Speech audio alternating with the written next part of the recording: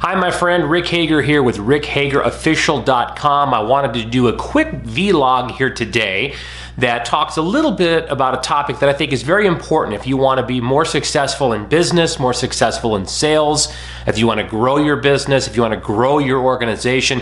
And it is the concept of being more reserved and more postured in your interactions with prospects for your business. And I think it's very, very important because typically what happens is if you look at most people and if you look at how they carry themselves, so let's define posture first. Posture is how you carry yourself. It's how you come across to people. And what happens with most people is when they're in a business situation or if they're in a sales situation, I find that people come across in one of two ways most of the time. The first way is they come across too salesy.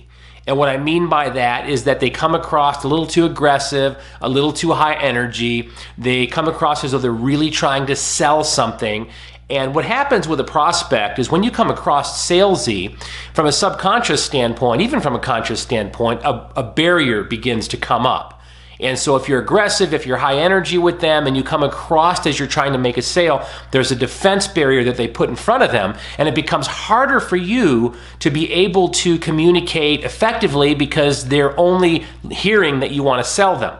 So when it comes to a sales situation or trying to recruit someone for your business or for your team, you don't want to be overly aggressive, overly sales-like, okay? Because that will be more difficult. In addition to that, it's important to understand that if you're trying to build a team and you're trying to build an organization for your business, if people see you and view you as being aggressive and sales-like, they may feel that that's the type of personality that they have to have in order to do what you're doing and be involved in your project. And so they will begin to shut down any possibility with respect to that. So the first mistake I see people make in terms of how they show up and their posture is that they're over sales-like.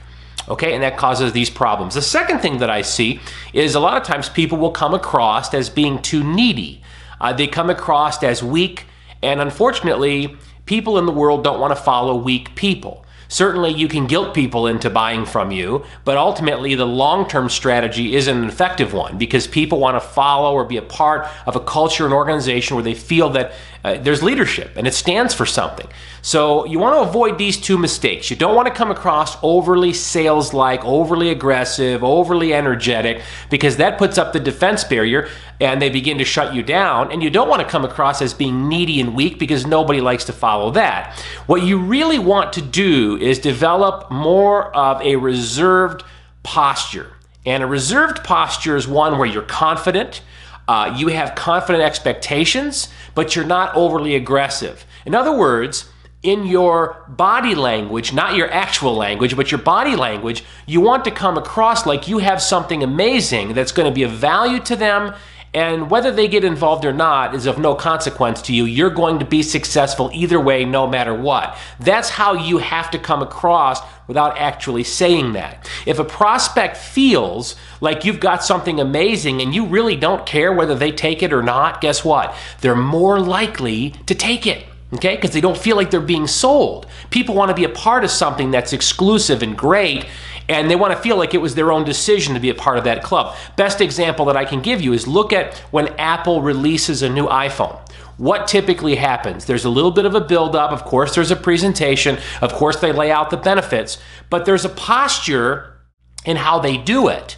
They're not trying to convince you. They're not trying to sell you. You're either part of that exclusive Apple club and you're either part of that iPhone culture and community, or you're not, and they're only going to make a certain number of them, and either you get it or you don't. And there are people that are willing to stand in line for many, many hours in order to get the next latest and greatest one. They're not having to be sold. They're begging to give Apple their money for that product. And again, if you take a look at that as an overall snapshot, there's a high degree of confidence and posture, and there's a reservedness to it where people want to be involved. They want to participate. People always want to be in an exclusive club. Here's another thing that's important for you in developing posture and a reserved type of attitude when you communicate with prospects.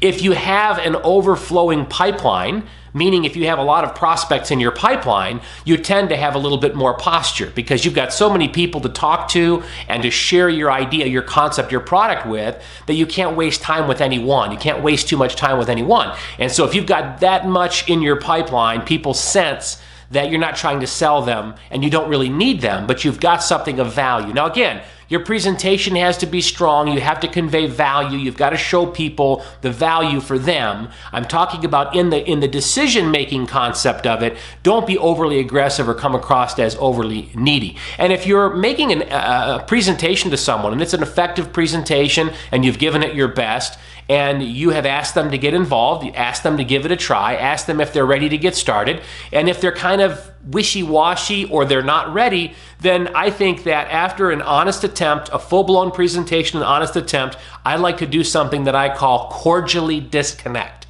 I cordially disconnect. I state to my prospects, well, you know, it looks like the timing might not be right for you. It looks like this may not be for you right now, so I'm going to go ahead and I'm going to let you go. But I will touch base with you in the future. Maybe the timing will change for you.